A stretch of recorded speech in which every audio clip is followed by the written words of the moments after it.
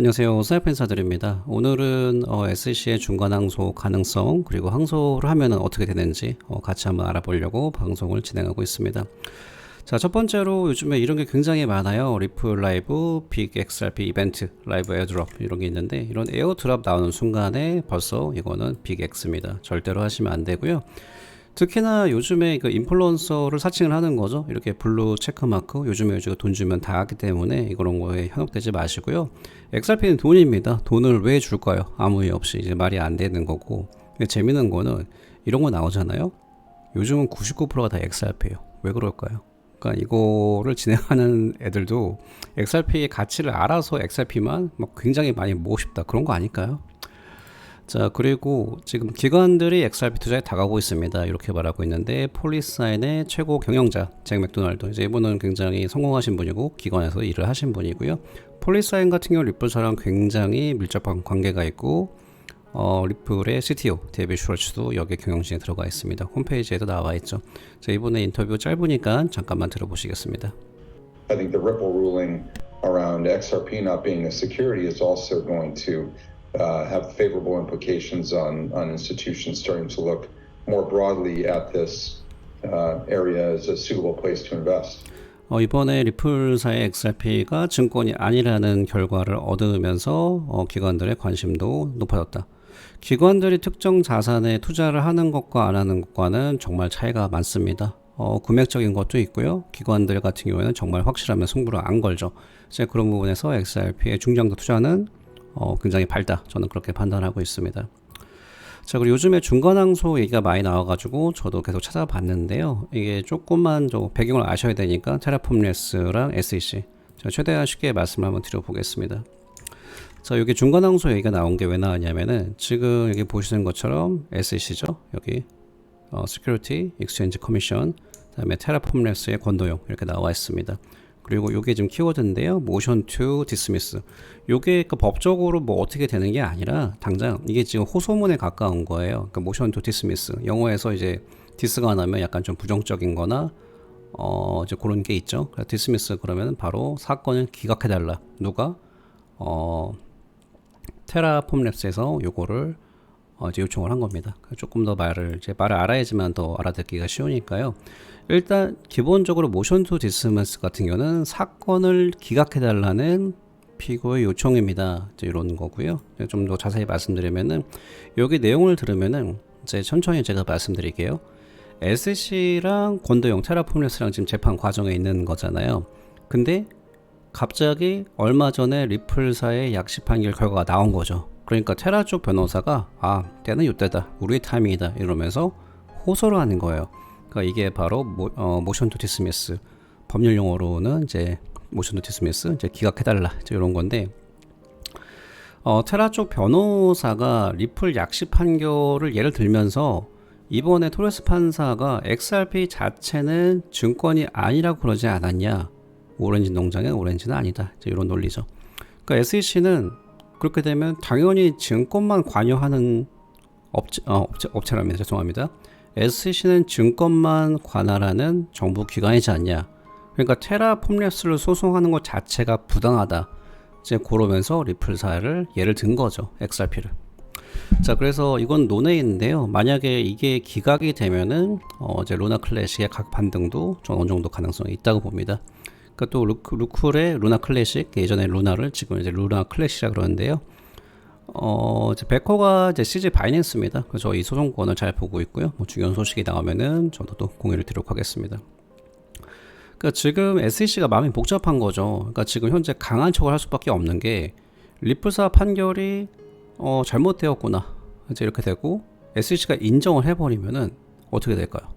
그럼 테라폼레스도 날아가고 리플 것도 날아가는 거예요. 그러니까 애초부터 리플이라는 너무 큰 상대를 계획 없이 공격한 거는 예전부터 말했지만 요즘에도 이제 전문가들이 SEC가 무리하게 너무 리플사를 우습게 보고 공격을 했다. 그래서 지금 현재 이렇게 된 겁니다.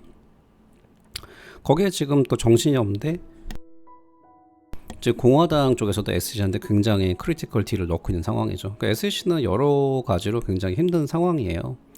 자, 그리고 중간항소에 대해서 이제 되게 요즘에 말이 많은데 저도 이제 좀 더 자세한 걸 알기 위해서 방송을 좀 조심스럽게 했는데요. 여기 보시면은 텍사스 같은 경우에는 중간 항소의 그 데드라인이 30일입니다. 그러니까 5도가 사인한 다음에 30일. 그래서 이게 무슨 말인가 찾아봤는데, 그러니까 주마다 다 틀려요. 뭐 열흘도 있고, 뭐 보름도 있고, 30일도 있는데, 이거는 텍사스인데, 사인이 5도가 사인한 다음에 30일이다. 그래서 이게 무슨 말인가 계속 찾아보는데, 이 메타 루멘이라는 분이 이제 변호사죠. 리플에 관심도 많고, 그래서 이거는 뭐 개인적인 생각이니까 넘어가고, 여기서 자기가 생각할 때 제 의견이 아닙니다. 이제 이분의 의견입니다. 7월 20일 기준으로 SEC가 아마도 2주 이내에 중간 항소를 신청할 거로 보입니다. 그러니까 바로 사람이 중간 항소가 열흘밖에 남지 않았다고 생각했는데요. 그러니까 이게 맞는 것 같아요. 그래서 토레스 판사가 인정, 이게 어프로브가 만약에 SEC가 토레스 판사한테 우리가 중간 항소 할 거다. 최초 요청에 대한 구체적인 기간이 없는 거예요. 근데 만약에 토레스 판사가 그거를 받아들이고 인증을 이거 뒤에 또 설명을 드릴게요. 만약에 승인을 한다 그러면은 SEC는 토레스 인증으로부터 10일 내, 그래서 여기 10일 내 요게 나온 것 같습니다. 10일에 이순에, 그러니까 항소 법원에 동일한 요청을 해야 된다. 그러니까 지금 언제 할런지는 뭐 구체적인 기간이 없는 거지만 토레스 판사가 인정을 하면은 그래 너희들 중간 항소해라. 그러면은 SEC가 항소 법원에도 10일 내에 동일한 요청을 해야 된다. 그래서 이렇게 된 것 같습니다. 제가 2주 내는 이제 이 사람 의견이니까 참고만 하시고요.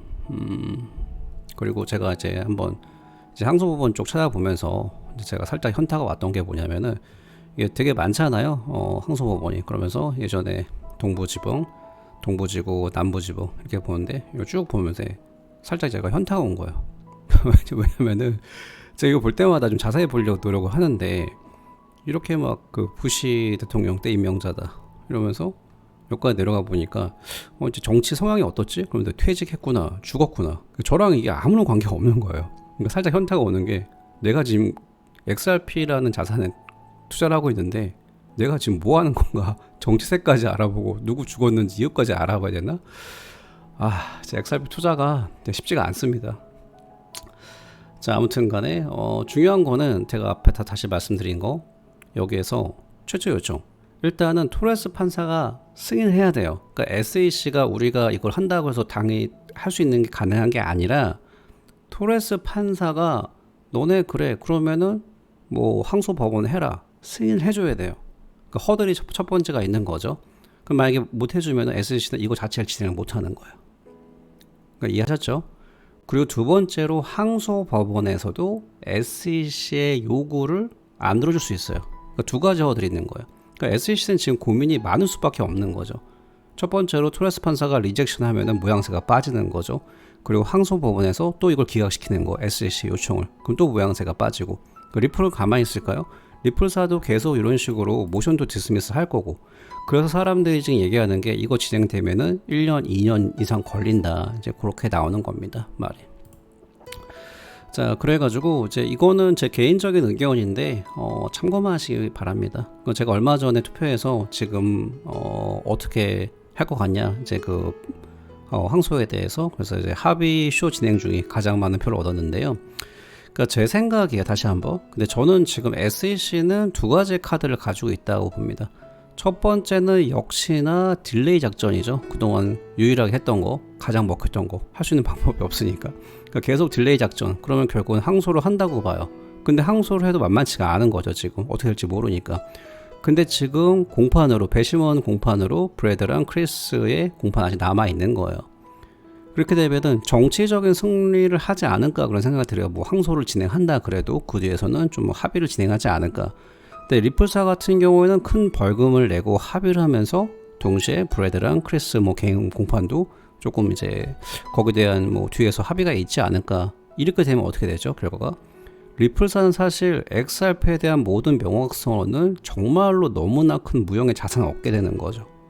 그리고 SEC는 정치적인 승리, political win. 겉으로는 이제 이렇게 되는 거. 사람들이 반응할 때는 우리한테 덤비잖아. 이렇게 리플이라는 큰 회사도 2년 넘게 고생하고 벌금 크게 된다. 그러니까 이런 쪽으로 최면치하는 건데 지금 현재 SEC는 하는 게 너무 많아가지고 이것도 좀 여의치 않은 것 같아요. 그래서 지금 왜냐하면 가장 큰 게 공화당 쪽에서 굉장히 극딜을 느끼기 때문에. 그래서 이래저래 저는 리플사가 유리하다고 생각합니다. 그래서 이렇게 XRP는 이렇게 했지만 언젠가 제가 이걸 몇 년 전에 한번 보여드렸는데 이번엔 정말 간다. 저는 그렇게 생각을 하고 있습니다. 아무튼 오늘의 방송은 여기서 마무리하겠습니다. 감사합니다.